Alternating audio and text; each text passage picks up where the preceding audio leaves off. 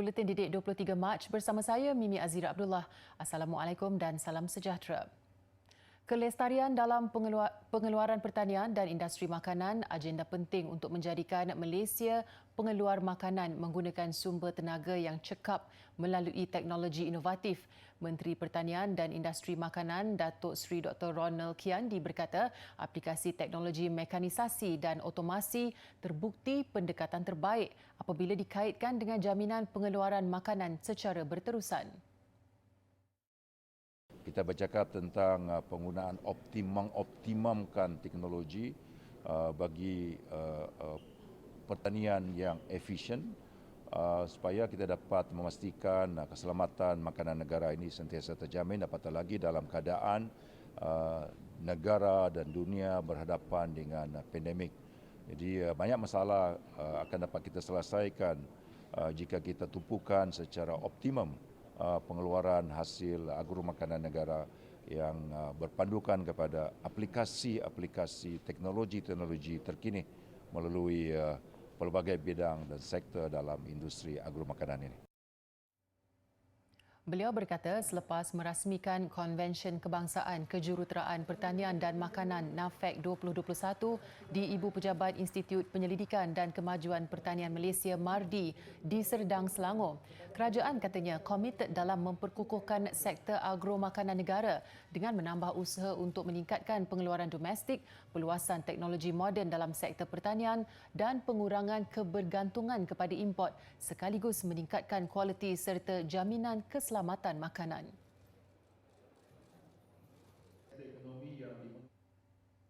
Penting untuk kita mempunyai kesedaran tentang penyakit mental serta memelihara tahap kesihatan mental dengan lebih baik. Menurut Penaung Antarabangsa bagi Hari Kesihatan Mental Sedunia, Tengku Puteri Raja Tengku Puteri Iman Afzan Al-Sultan Abdullah, penjagaan kesihatan mental adalah asas dalam memastikan kesejahteraan masyarakat untuk generasi akan datang. Tengku Puteri Raja Tengku Puteri Iman Afzan adalah pengasas perusahaan sosial Green Ribbon Group yang membantu menggerakkan agenda kesihatan mental di Malaysia.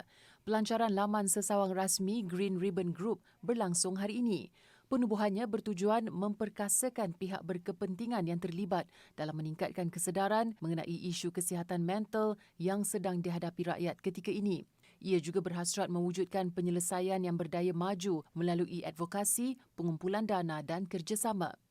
Green Ribbon Group dalam kenyataan media hari ini memberitahu Tengku Puteri Iman Afzan yang juga puteri sulung yang di-Pertuan Agong telah berkenan menyampaikan pin ribbon hijau yang direka semula kepada pemimpin dalam pelbagai bidang. Ia bagi membantu meningkatkan kesedaran dan penyertaan positif dalam advokasi kesihatan mental. Antara penerima pin tersebut ialah Perdana Menteri Tan Sri Muhyiddin Yassin dan isteri Puan Sri Nuraini Abdul Rahman.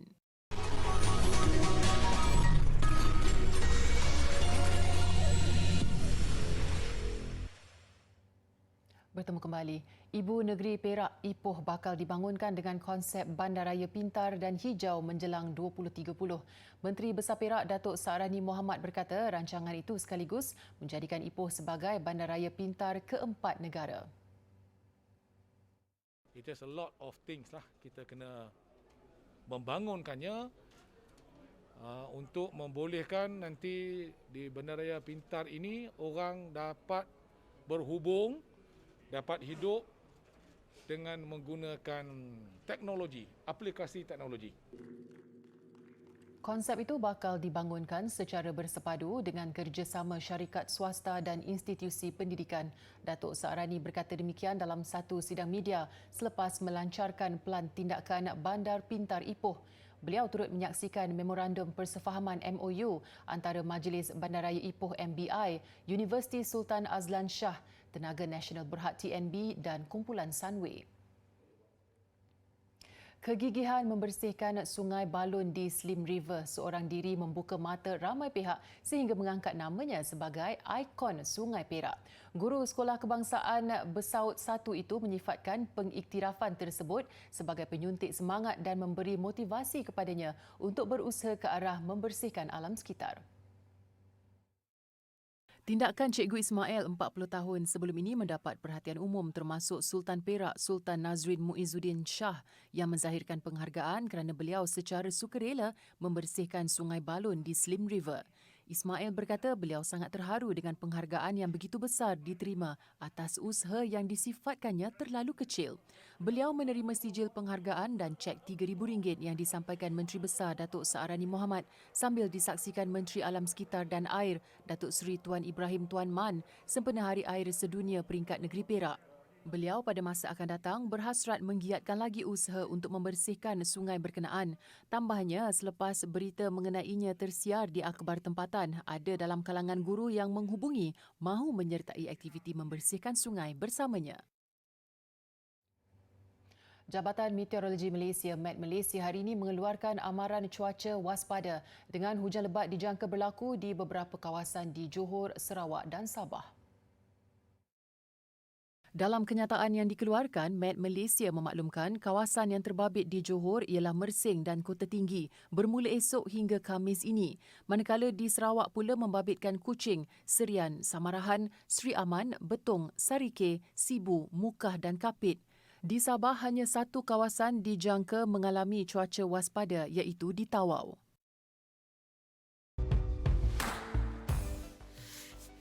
Para ibu bapa, saya sarankan sangat-sangat kita kena jaga disiplin anak-anak kita, kan? Be firm but fair. So kalau sekadar dia orang nak main game, it's okay bagi dia orang main game, tetapi mesti ada waktu-waktu yang kita susun untuk mereka ni tadi.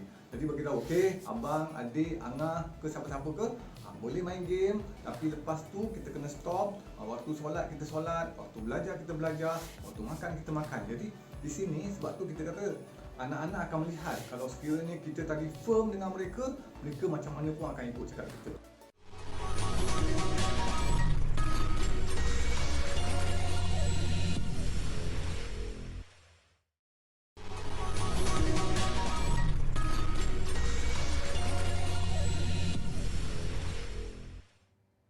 Masih bersama Buletin Didik, seramai 3,750 murid di Sabah menerima sumbangan set kelengkapan sekolah dan kit penjagaan kebersihan diri. Sumbangan Yayasan Petronas melalui program Kembali ke Sekolah 2021 itu diagihkan kepada murid di 132 sekolah di Sabah dan 17 lagi di Labuan.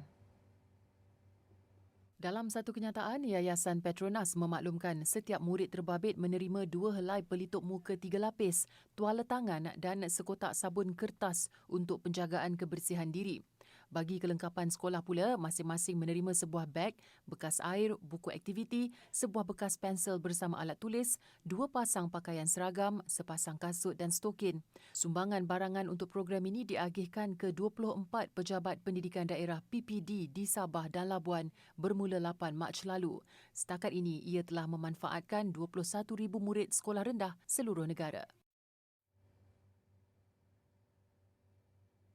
Di Terengganu, 2,668 murid dari 8 sekolah rendah menerima barangan keperluan persekolahan dan peralatan kebersihan diri sumbangan Institut Teknologi Petroleum Petronas INSTEP. Menerusi program Kembali ke Sekolah 2021, murid menerima sumbangan alat tulis, pelitup muka dan bahan bacaan. Menurut Ketua Pegawai Eksekutif INSTEP, Idris Ibrahim, alat yang turut diberi ialah pengimbas suhu, manakala bahan bacaan yang diberi pula berkaitan sains, teknologi, kejuruteraan dan matematik STEM. Harapan INSTEP agar sumbangan ini dapat mengurangkan kerisauan murid dan keluarga dalam menempuh sesi persekolahan berikutan pandemik COVID-19. INSTEP juga berjanji untuk meningkatkan usaha dalam menyumbang ke arah kesejahteraan masyarakat selaras dengan strategi utama tanggungjawab sosial korporat kumpulan Petronas. Antara sekolah yang terpilih menerima sumbangan itu ialah Sekolah Kebangsaan Batu Rakit, SK Pecah Rotan, SK Pagar Besi, SK Bukit Wan dan SK Maras. Inisiatif ini berjaya mengumpul lebih RM13,000 untuk menampung kos pembelian barangan sumbangan. Yang di-Pertua Dewan Negara Tan Sri Dr. Rais Yatim mencadangkan supaya seni bangsawan dihidupkan semula. Jelas beliau, antara caranya adalah melalui seni pementasan seperti persembahan teater. Saya selalu menzahirkan pandangan supaya masyarakat Malaysia wajib melihat ke belakang semasa kita menjangkau ke depan. Jadi dalam hal yang sedemikian, yang menjadi ketertinggalan bagi kita ialah seni pementasan, seni yang memberi harum nama kepada bangsa kita sudah tidak ada. Beliau ditemui ketika menziarahi tokoh seniman negara ke-6 Abdul Rahman Abu Bakar atau lebih dikenali sebagai Rahman B di Ibu Negara. Serentak itu tambahnya satu pementasan bangsawan karya Rahman B akan dipersembahkan selewat-lewatnya awal tahun depan sebagai langkah permulaan mengangkat kembali seni persembahan bangsawan. Rahman B, 87 tahun, pernah terbabit dalam ratusan pementasan bangsawan dengan lebih 200 daripadanya sebagai pengarah. Untuk pelajar kategori sekolah menengah, mereka akan jadi terfokus jika mereka belajar bersama kawan. Dia berbeza dengan sekolah rendah. Kalau sekolah rendah, dia bersama kawan, dia bermain game. Tetapi di sekolah menengah, jika kita ada kelompok rakan-rakan yang saling sokong-menyokong antara satu sama lain dari segi belajar, ya. Maknanya kita berlumba-lumba, kita kongsi soalan, kita berkongsi jawapan dan ada perbincangan, ya, seperti satu kumpulan diskusi tetapi secara dalam talian. Ini akan memberikan kita fokus, ya. Sebab itu saya lihat ramai pelajar-pelajar yang bagus, ya, murid yang bagus di peringkat sekolah menengah, mereka selalu ada kawan yang bersama mereka bila mereka belajar dalam talian.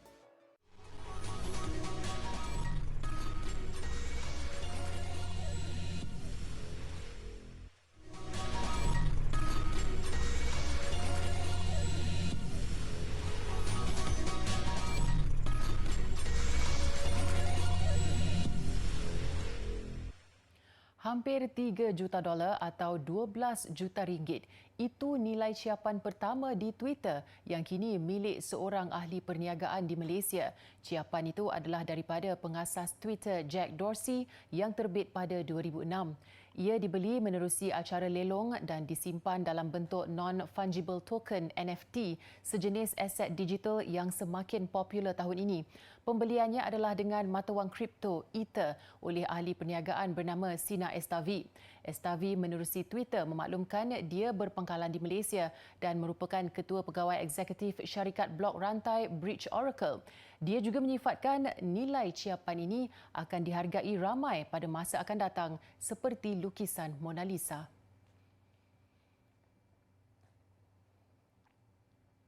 Firma Amerika Syarikat yang membangunkan Pokemon Go, Niantic, sedang membangunkan satu lagi permainan telefon pintar realiti berperantara atau augmented reality AR. Ia bakal menampilkan karakter kesayangan ramai Pikmin keluaran syarikat Nintendo. Ini adalah kerjasama pertama antara Nintendo dan Niantic dengan aplikasi Pikmin dijadual dilancarkan tahun ini. Permainan AR Pokemon Go terbukti popular apabila pengenalannya pada 2016 mencetus fenomena di seluruh dunia. Untuk 10 bulan pertama tahun lalu sahaja, ia mencatat lebih $1 bilion. Pencipta Pikmin Shigeru Miyamoto berkata, aplikasi baru ini direka untuk menjadikan aktiviti berjalan sebagai sesuatu yang menyeronokkan. Nintendo sebelum ini agak keberatan untuk membenarkan karakter miliknya dibangunkan di luar permainan konsol meskipun ketika permainan telefon pintar berkembang pesat. Namun beberapa tahun kebelakangan ini mereka melancarkan beberapa versi telefon pintar membabitkan watak popular Super Mario. Difahamkan Nintendo dan Niantic merancang untuk membangunkan lebih banyak permainan AR selepas ini. Seterusnya, saksikan pula taman tema Super Nintendo World yang dibuka di Osaka, Jepun baru-baru ini yang mengakhiri paparan Buletin Didik. Saya Mimi Azir Abdullah. Salam hormat dan selamat malam.